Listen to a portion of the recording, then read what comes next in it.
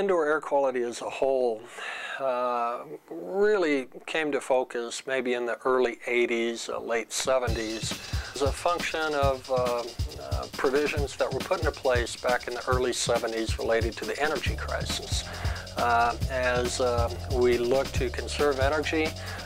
one of the first things that was done is cutting back on ventilation in buildings and trying to save a small amount of money by compromising the amount of fresh air that was being brought into buildings. At the same time, we were introducing the same amount and even more so of synthetic chemicals and building materials into these environments. And it's no wonder that we ended up with more problems related to indoor air and a focus on indoor air in the 80s, where in the early 80s as such we had terms being coined such as sick building syndrome, building-related illness, sick buildings as a whole,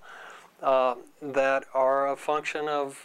the reduced amount of ventilation, the increased amount of chemicals, compounds, and other building materials,